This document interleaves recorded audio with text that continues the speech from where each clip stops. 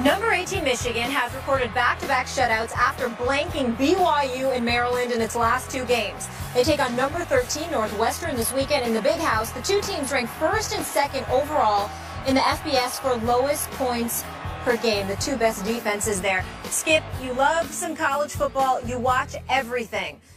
Are the Wolverines, Harbaugh's Wolverines, for real this year? Molly, Stephen A., you better believe they're for real. Yeah? Okay. I believe, as much respect as I have for Northwestern, what Northwestern did early this year to Stanford was just stunning and extremely impressive to me, because Stanford went to Northwestern as a 10-point favorite and lost by 10. So I respect Coach Fitzgerald and what he's done there, but they will not win this game at the Big House. Here comes Michigan. Jim Harbaugh is a force of a head coach, both in college and in pro football. Obviously, we saw what he did at Stanford and what he did for the 49ers, and now what he is already doing in his first year back at his alma mater at Michigan. This team is for real because the cupboard was not bare, left by Brady Hoke. All of a sudden, Stephen A., I'm seeing Jim Harbaugh completely change the mindset, get into the psyches of young men who already had a lot of talent. That defense is athletic and talented and now very physical and very well coached. Very underrated defense. I'm looking at you shut out an explosive BYU 31-0. Then you went to Maryland, which can explode on a lot of other teams, and you beat them 28-0 at Maryland. Are you kidding me? So now I'm looking at, yeah, this will be a close, low-scoring game because the way Jim Harbaugh is doing it is with ball control, killing the clock, running the football with Devian Smith and a stable of very good backs, and a quarterback who's a veteran transfer from Iowa in Jake Rudock, who's, you know, he's not great, but he's not bad. He's good enough for them to be pretty good. And now we look back at that opening night, remember that at Utah? If Jake Rudock hadn't thrown the late pick six in the fourth quarter, my goodness, they were in that game. Now that loss looks more and more impressive. That, of course, made that score 24-10, and they came back to 24-17. Utah is a dynamo, and we're going to see Cal go to Utah, so that's going to be very interesting with Jared Goff at Utah. But again, I think Michigan is about to make another statement, because Jim Harbaugh is one of the best coaches in the land, and that means pro and college football. It's interesting that you say that, because I think they're for real. All I would add to you is that I think it's also a product of what we're seeing from the rest of the Big Ten right now. The number one or number two ranked team in the nation, at least a couple of weeks ago, was Ohio State and Michigan State. And both of them were relatively unimpressive and have been. When you look at Urban Meyer and what's transpiring at the Ohio State, Cardale Jones, J.T. Barrett, you don't see a lot from Cardale Jones, and it seems like he needs to pick one quarterback and just stay with him and ride that way. When you look at Michigan State, they seem to be a shell of what we thought they were going to be. The struggles just seem a bit too arduous. Their game in 2 weeks against Michigan, I think, is going to tell us a lot. If I remember correctly, just looking at the schedule right here, Skip, I believe that game is at Michigan.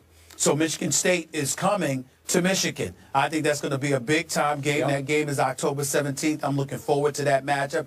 And, of course, Michigan ends the season against Ohio State. But do we expect, even though you got to watch out for Minnesota, do we expect them to beat Minnesota? Yes. Do we expect them to beat Northwestern this weekend? Absolutely. Then you look at Rutgers, Indiana, and Penn State. It seems like at the most, Michigan,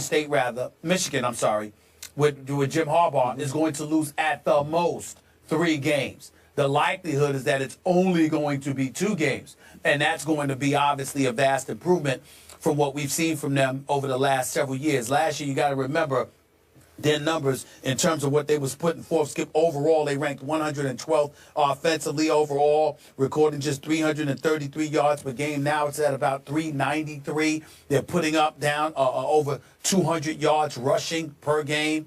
So when you look at those averages, that's relatively impressive with obviously with Devion Smith and those guys. So I'm looking at it from the perspective, they're grounding and pounding, they're coming at you. The cover wasn't there, as you pointed out, because their defense is no joke. Jim Harbaugh is an exceptional coach. He's coaching from a simplified perspective, putting them in a position where he's emphasizing not turning the ball over, protecting the football.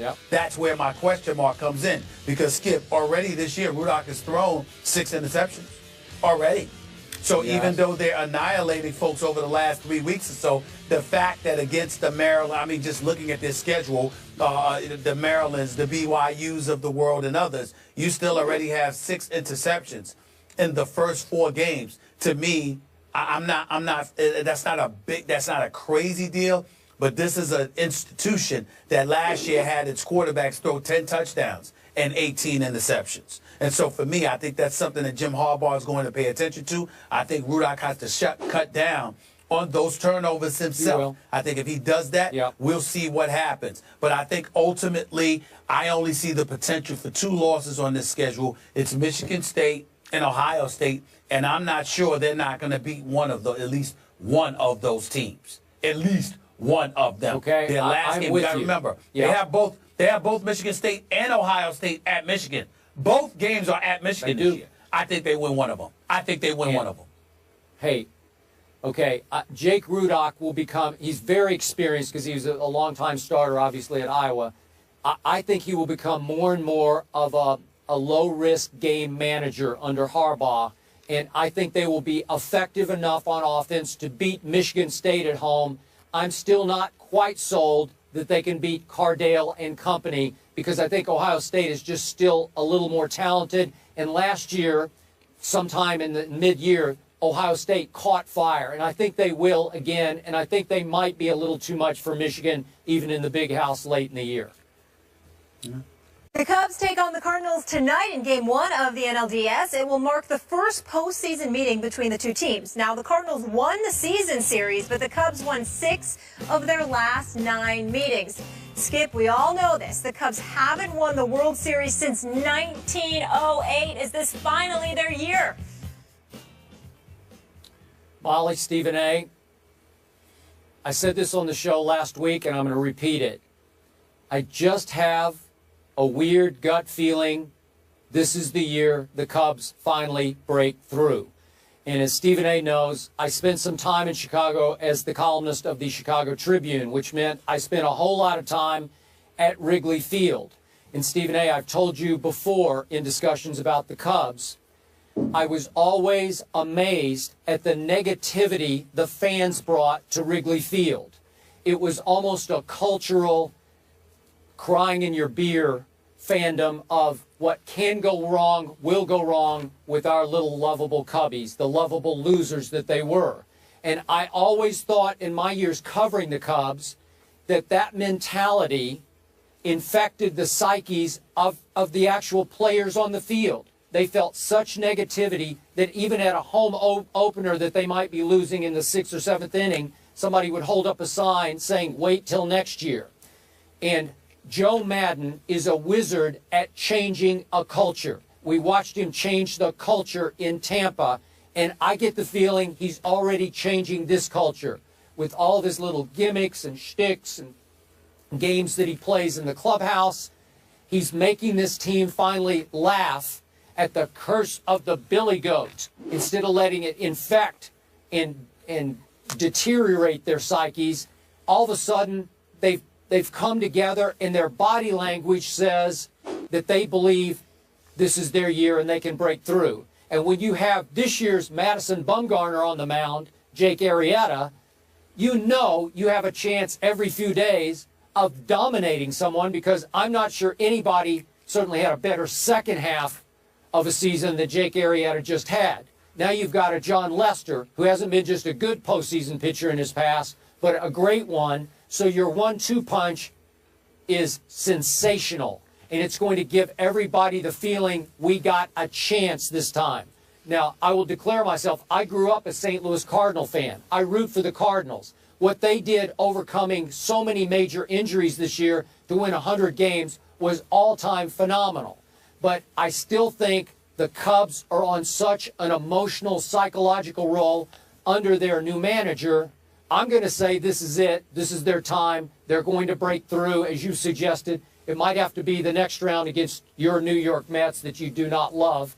And yet, I think it's going to be their time to break all the way through. Well, I'm certainly not going to root for the Mets. I do believe, however, they would have an edge over the Cubs because they've got a deep rotation. And to me, I believe pitching wins you championships in the sport of Major League Baseball, obviously. I hope I'm wrong about the Chicago Cubs. I find myself rooting for them. I am a Joe Madden fan, number one. I am a Theo Epstein fan, despite the fact that he was in Boston before he went to Chicago, because I think he's phenomenal at what he does. But I look at guys, Starlin Castro has come on strong, Anthony Rizzo doing his thing. I look at this kid, Addison Russell and Schwarber, who hit a home run the other night. They've made contributions, and I'm a big-time fan of Chris Bryant as well. So they've got some talent on the Chicago Cubs. Here's the problem, Skip, and this is why, despite my hope, even though I love and respect the hell out of the St. Louis Cardinals, and I'm a huge fan of Matheny, the manager, and Yadier Molina, who I think is one of the best catchers, ever. This dude knows what he's doing behind that plate in terms of controlling and protecting his pitches and dictating tempo.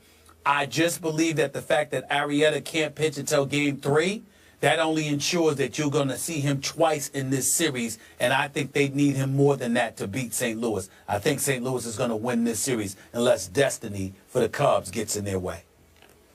All right, Theo Epstein did it with the Red Sox. We'll see if he can get it done with the Cubbies. Now, how about Peyton Manning? Can Derek Carr get it done against them? It's the Raiders and Broncos. Do the Broncos have a shot at knocking them off? We'll get into that coming up.